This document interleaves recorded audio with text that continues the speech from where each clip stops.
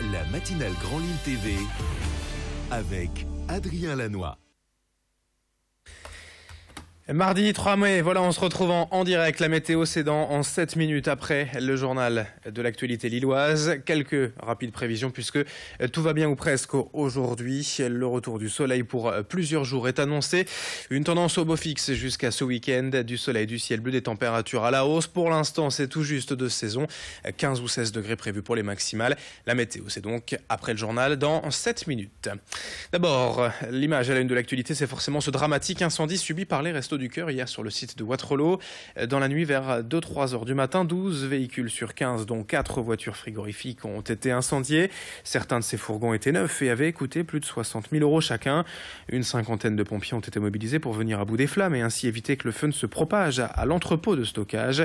Ce site de Wattrelos abrite en effet la plateforme logistique départementale des Restos qui se retrouve là paralysée alors que la campagne d'été doit démarrer dans quelques semaines.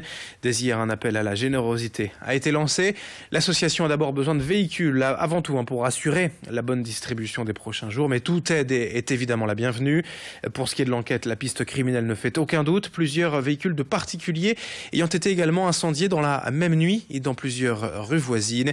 Écoutez le sentiment, les explications d'un des responsables des Restos du Cœur à Wattrelos hier au micro de Louis Caillé. C'est une catastrophe, on ne peut pas dire autre chose, puisque d'une part, nous commençons la campagne d'été la semaine prochaine dans 37 centres de distribution de la région lilloise et du Douaisis. Et pour l'instant, nous ne pourrons pas livrer les denrées dans ces centres. Pour les gens de la rue, qui est une autre de nos activités, d'une part, nous distribuons chaque soir entre 150 et 200 repas chauds dans l'ancienne gare Saint-Sauveur de Lille pour les gens de la rue. Bon, là c'est pareil, plus de véhicules frigo, on n'a plus le droit de livrer ça. Et puis les maraudes qui circulent dans les rues, donc à la rencontre des sans-abri, c'est pareil, ils vont devoir se passer de nous tant qu'on ne trouve pas de solution. Alors, deux solutions, principalement si vous souhaitez aider les Restos du Cœur après cet incendie. Le site internet de l'association restosducoeur.org ou par téléphone directement pour tout renseignement 03 20 26 47 01. Autre image pour évoquer la visite du ministre de la Ville Patrick Caner hier dans la région à Marcq-en-Barœul, précisément au sein de l'entreprise de nettoyage Nocea. Le Premier ministre Manuel Valls a en effet demandé à son gouvernement d'aller mettre en avant la nouvelle aide embauche PME. Les ministres sont donc invités dans leurs régions respectives à en faire la promotion et rencontrer les patrons qui profitent déjà de ce dispositif temporaire. Une somme de 500 € par trimestre pendant 2 ans pour chaque embauche en CDI, CDD de plus de 6 mois ou contrat de professionnalisation.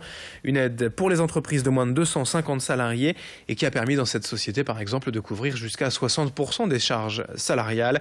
Écoutez les explications du ministre Patrick Caner au micro de Xavier Silly. On sait que c'est d'abord la croissance qui crée de l'emploi.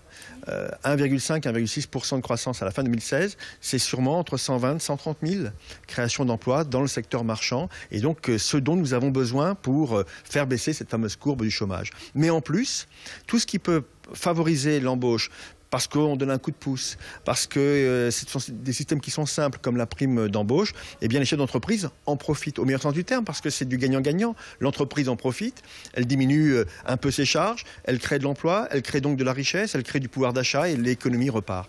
Donc c'est cet écosystème-là que je suis venu constater ici chez Nocea. Autre image aussi dans l'actualité à Lille pour évoquer la lutte de la mairie contre les mégots de cigarettes. Depuis plusieurs jours, vous avez peut-être remarqué ces affiches en anti-clope visibles dans le centre afin de sensibiliser et tout simplement les fumeurs à ne pas jeter leurs mégots n'importe où. Pour cela, des poubelles spéciales cigarettes vont être installées, notamment devant les commerces, et les agents de propreté de la ville sillonnent déjà les rues pour convaincre les fumeurs directement de respecter la voie publique.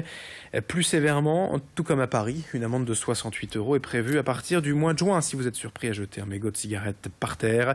On écoutera tout à l'heure un conseiller municipal délégué à la propreté nous en dire plus sur cette campagne anti-tabac. 7h34 en direct sur Grand Lille TV et vous avez peut-être été surpris dimanche de ne voir aucun transport en commun dans l'agglomération. En ce 1er mai, le réseau était entièrement à l'arrêt. Un jour férié, mais les techniciens transport, eux, étaient bien au travail. 120 ouvriers sur 29 chantiers et pour faire de la maintenance en fait sur les voies du métro et du tramway jusqu'à ce lundi matin hier. Vérifier l'état des rails, des berceaux d'aiguillage, les barres de guidage et l'équilibre des roues. Des travaux majeurs qui nécessitent une fois par an l'immobilisation des voies pendant 24 heures. 45 km de voies de métro et 22 km de tramway ont ainsi été inspectés, tout comme le site terminus des 4 cantons à Villeneuve-d'Ascq. Et c'est là qu'Alison Pelotti a rencontré le responsable des infrastructures Transpol. On écoute ses explications. Vous avez des chantiers qui sont particulièrement liés à la voie. C'est ce qu'on voit derrière nous, remplacement d'aiguilles, qui prend plusieurs heures, on va dire plus de 16-17 heures. Vous avez des travaux électriques, c'est-à-dire des travaux courant fort sur les remplacements de tapis. Quand je dis tapis, c'est le pilote automatique du métro. Et vous avez des travaux au niveau du tramway aussi, des remplacements de rails. On casse le béton, on remplace les aiguilles, etc. Donc en 3 heures, c'est pas possible sans arrêt d'exploitation. C'est des sociétés spécialisées qui viennent faire ces travaux pilotés par nos gens. Pour finir en sport, un coup dur pour le LOSC en fin de saison avec la blessure de Sofiane Bouffal samedi à Lorient. Les examens médicaux passés hier ont révélé une lésion au ménisque nécessitant l'opération chirurgicale. Le milieu de terrain lillois est donc forfait et pour les 2 derniers matchs de la saison. Et puis en basket, demain soir, les joueuses de Villeneuve-d'Ascq, 3e de saison régulière, accueillent Bourges, 2e pour la demi-finale aller des playoffs. Un match à 19h au Palacium. La billetterie en ligne est ouverte sur le site de l'ESBVA. 7h36 en direct en ce mardi matin. Dans un instant, les prévisions météo et l'infotrafic. C'est dégagé côté ciel. Et ça devient de plus en plus chargé en revanche sur les routes. À tout de suite.